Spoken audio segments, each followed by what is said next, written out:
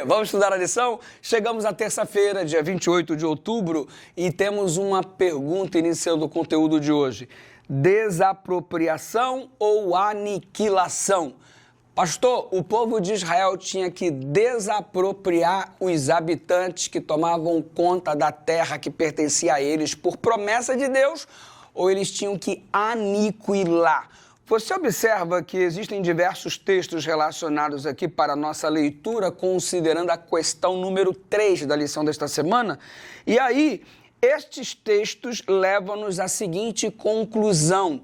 A ordem divina era para desapropriação, era o que Deus desejava, desapropriar a terra, não eliminar, aniquilar os cananeus. Tendo isso em vista, a desapropriação ia ser gradual, ok? Para evitar o caos, de acordo com os textos que estão relacionados aqui.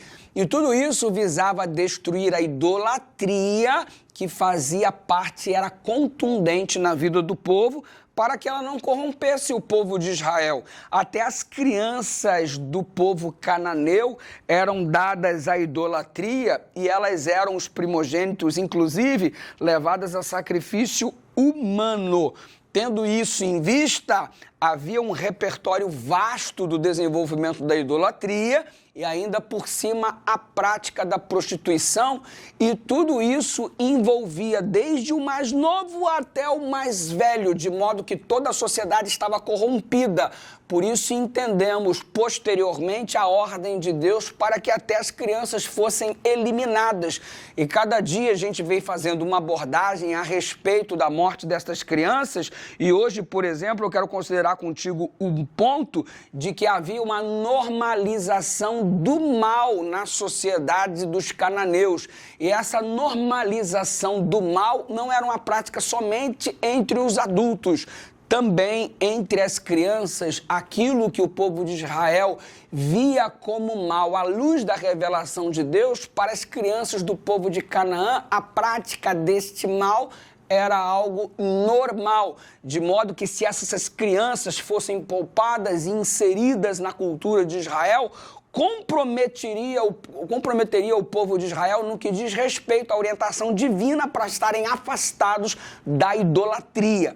E perceba que inicialmente a ordem de Deus era desapropriação, quando há referência quanto à eliminação está direcionada não a humanos, mas a objetos inanimados.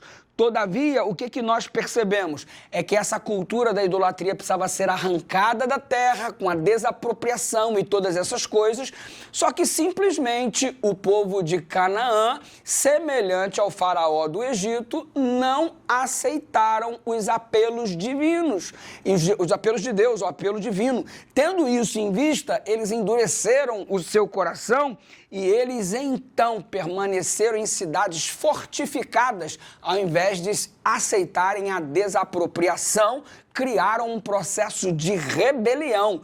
E aí disseram não ao fato de querer o povo de Israel eliminar a cultura da idolatria. Se eliminar a cultura da idolatria é como se quisesse eliminar a nós. Eles não se separaram, de modo que endureceram o coração, se apegaram a essa cultura a tal ponto que eliminar a cultura da idolatria significava que eles também deveriam ser destruídos, desde o mais moço até o mais velho, razão pela qual, por conta deste apego, Deus, depois de dar todas as chances, ordena ao povo de Israel que, ao invés de não somente tentar desapropriá-los, que eles fossem também eliminados. Mas porque eles foram eliminados? Porque não aceitaram a desapropriação. E o resultado, não queriam ver extinguida a cultura que eles praticavam da idolatria e, consequentemente, a gente morre junto. E foi neste aspecto que eles se envolveram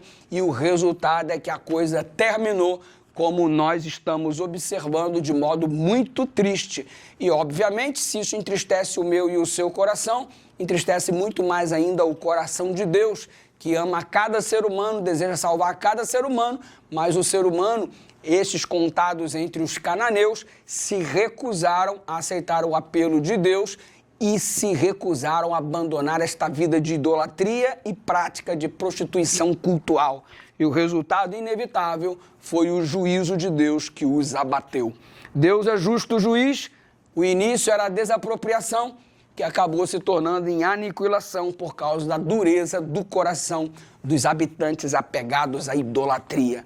Ei, você está tendo alguma dificuldade de deixar para trás alguma coisa que não agrada a Deus, onde você está muito arraigado a ela?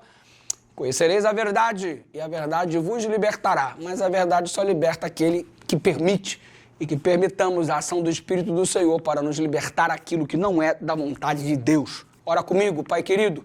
Obrigado por conhecer um pouco mais da Tua Palavra, especialmente quando se trata de um assunto tão delicado. Abra nossa mente para a compreensão e que possamos cada vez mais enxergar Tua bondade, Tua misericórdia, Teu desejo de salvar a raça humana. Em nome de Jesus, amém.